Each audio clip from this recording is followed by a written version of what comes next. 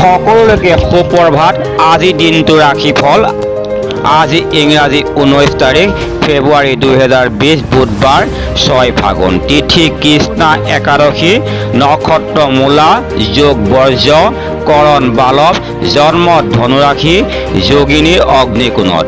আপোনালোকে দৈনিক ৰাশিফল তথা জ্যোতিষশাস্ত্ৰীয় নতুন ভিডিঅ'সমূহ নিয়মীয়াকৈ পাবলৈ আজি পেজটো লাইক আৰু শ্বেয়াৰ কৰিব।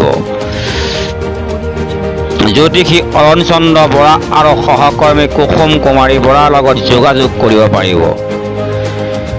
7399366817।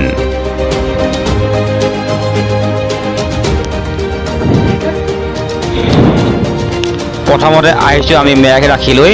যিসকল জাতক জাতিকাৰ প্ৰথম অক্ষৰ অ আৰু ল সেইসকলৰ হ'ব মেঘ ৰাশি।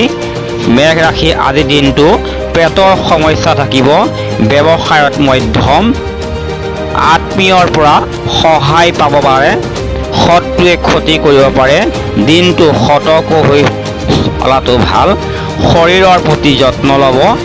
সন্তানৰ বাবে চিন্তা থাকিব পাৰে। প্ৰেমত ভালেই, বিদ্যাত আগ্ৰহ, শুভ সংখ্যা 5। এইবাৰ আমি আহিছোঁ বৃষ ৰাশিলৈ। যিসকল জাতক জাতিকাৰ প্ৰথম আমৰ অক্ষৰ হচৈ, হচু আৰু ব সেইসকলৰ বৃষ ৰাশি হ'ব। আনৰ কথা শুনি হতাশ নহ'ব। সন্তানৰ পৰা অশান্তি পাব পাৰে। পিতৃৰ লগত মত বিৰোধ, ব্যৱসায়ত লোকচান হ'ব পাৰে। স্বাস্থ্যৰ প্ৰতি যত্ন লওক। প্ৰেমিক প্ৰেমিকাৰ মাজত বিবাদ হ'ব পাৰে। পঢ়াত চেষ্টা ৰাখিব লাগিব। শুভ সংখ্যা 3। এইবাৰ আমি আহিছোঁ মিথুন ৰাশিলৈ। যিসকল জাতক জাতিকাৰ প্ৰথম নামৰ অক্ষৰটো ক হয়, ঘ আৰু দ্বিতীয় চ হয় সেইসকলৰ মিথুন ৰাশি হ'ব। ছাত্ৰ ছাত্ৰীসকলৰ বাবে সুনাম, যান বাহন লাভ হ'ব পাৰে। আপোনাৰ বাবে দিনটোত সুসংবাদ আহিব পাৰে। ব্যৱসায়ত উন্নতি দেখা যায়। প্ৰেমত মতানৈক্য, পঢ়াত চেষ্টা ৰাখিব লাগিব। শুভ সংখ্যা 6। এইবাৰ আহিছোঁ কৰ্কট ৰাশি। যিসকল জাতক জাতিকাৰ নামৰ প্ৰথম অক্ষৰটো মদনীয়া দ আৰু হ হয় সেইসকলৰ কৰ্কট ৰাশি হয়। ব্যৱসায়ত লাভ, আৰ্থিক দিশৰ চিন্তা থাকিব। চকুৰ সমস্যা হ'ব পাৰে। বিদ্যাৰ্থীসকলে পঢ়াত মন দিব লাগিব। প্ৰেমত শুভ, সন্ধিয়া ভাগত সুসংবাদ পাব পাৰে। ৰাজনীতি কৰাসকলৰ বাবে দিনটো অতিকৈ শুভ। শুভ সংখ্যা 6। এইবাৰ আহিছোঁ সিংহ ৰাশিলৈ। যিসকল জাতক জাতিকাৰ নামৰ প্ৰথম অক্ষৰটো ম আৰু মদনীয়াত তেওঁলোকৰ সিংহ ৰাশি হ'ব। দিনটোত যিকোনো কৰ্ম কৰোঁতে সাৱধানে কৰিব। প্ৰিয়জনৰ পৰা দুঃসংবাদ আহিব পাৰে।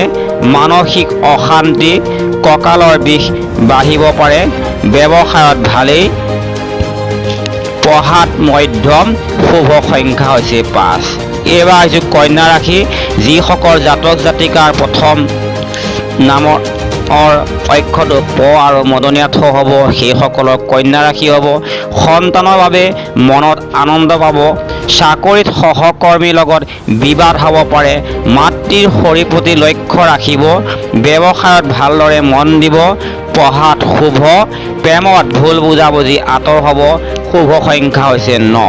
এইবাৰ আহিছোঁ তুলা ৰাশিলৈ। যিসকল জাতক জাতিকাৰ নামৰ প্ৰথম অক্ষৰটো ৰ আৰু দন্তীয়াত হ'ব সেইসকলৰ তুলা ৰাশি হ'ব। বহুদিনীয়া সমস্যা সমাধান হ'ব। ব্যৱসায়ত উন্নতি দেখা যায়। প্ৰেমত ইমান ভাল নহয়। আত্মীয় লোকৰ পৰা সহায় পাব পাৰে। ৰাজনীতি কৰা সকলৰ বাবে মধ্যম। পঢ়াত শুভ। শুভ সংখ্যা হৈছে 9। এইবাৰ আহিছোঁ আমি বৃশ্চিক ৰাশিলৈ। যিসকল জাতক জাতিকাৰ নামৰ প্ৰথম অক্ষৰ দন্তীয়া ন আৰু অন্ত্যষ্ট জ সেইসকলৰ বৃশ্চিক ৰাশি হ'ব। বৃশ্চিক ৰাশিসকলৰ আজিৰ দিনটোত বন্ধুৱে বিশ্বাসঘাতক কৰিব পাৰে। বিশ্বাসঘাতকতা কৰিব পাৰে মানে। পুত্ৰৰ পৰা আনন্দৰ লাভ। ভ্ৰমণত শুভ দেখা যায়। ব্যৱসায়ত লোকচান হ'ব পাৰে। প্ৰেমত ইমান ভাল নহয়। শৰীৰৰ নিম্নাংশত বিষ বেদনাৰ বৃদ্ধি পাব। বিদ্যাত শুভ, শত্ৰুৰ পৰা সাৱধানে চলিব। শুভ সংখ্যা হৈছে 6। এইবাৰ ধনুৰাশিলৈ যিসকল জাতক জাতিকাৰ নামৰ প্ৰথম অক্ষৰটো দন্ত্যাধ, ফ আৰু ভ, সেইসকলৰ ধনুৰাশি হ'ব কৰ্মপ্ৰাপ্তি, মনত অশান্তি থাকিব, আৰ্থিক দিশত ভাল নহয়, স্বামী স্ত্ৰীৰ মাজত অলপ ভুল বুজাবুজি হ'ব, মানে মতানৈক্য থাকিব। ব্যৱসায়ত উন্নতি দেখা যায়। পঢ়াত ভালদৰে মন দিব লাগিব। শুভ সংখ্যা হৈছে 5। এইবাৰ আহিছোঁ আমি মকৰ ৰাশিলৈ যিসকল জাতক জাতিকাৰ প্ৰথম অক্ষৰ নামৰ প্ৰথম অক্ষৰটো বগীয়া জ আৰু খ, আৰু সেইসকলৰ মকৰ ৰাশি হ'ব আনৰ কথা শুনি জীৱনত বিপদত পৰিব পাৰে। মানসিক চিন্তা, অৰ্থ ব্যয় হ'ব। মাতৃৰ শৰীৰ ইমান ভালে নাযাব পাৰে। শত্ৰুৰ বৃদ্ধি, সন্তানৰ বাবে চিন্তা, পঢ়াত মধ্যম, আৰু শুভ সংখ্যা হৈছে 4। এইবাৰ আহিছোঁ আমি কুম্ভ ৰাশিলৈ আহিছোঁ যিসকল জাতক জাতিকাৰ প্ৰথম নামৰ অক্ষৰটো হৈছে গ, তলবীয়া শ, দন্তীয়া শ, সেইসকলৰ কুম্ভ ৰাশি হ'ব দিনটো সাৱধানে চলিব। অযথা আপোনাৰ খৰচ হ'ব পাৰে। যিকোনো ঝামেলাত পৰিব পাৰে। সমাজত সন্মান হানি, কথা কওঁতে সাৱধানে ক'ব। আনৰ সমালোচনা নকৰাটোৱেই ভাল। পিতৃৰ শৰীৰৰ প্ৰতি লক্ষ্য ৰাখিব। পত্নীৰ লগত বিবাদ হ'ব পাৰে।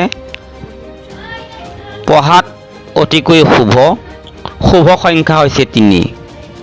এইবাৰ আহিছোঁ আমি মীন ৰাশি যিসকল জাতক জাতিকাৰ নামৰ প্ৰথম অক্ষৰটো দন্তীয়া দ আৰু প্ৰথম ছ হয়, সেইসকলৰ মীন ৰাশি হয়। পুৰণি বন্ধু মিলন হ'ব পাৰে। মনত ভয় ভাৱ আহিব পাৰে। হাতলৈ ধন আহিব যদিও পত্নীৰ বাবে খৰচ বৃদ্ধি পাব। সন্তানৰ ক্ষেত্ৰত চিন্তা থাকিব।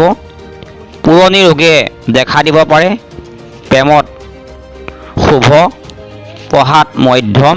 শুভ সংখ্যা হৈছে 6।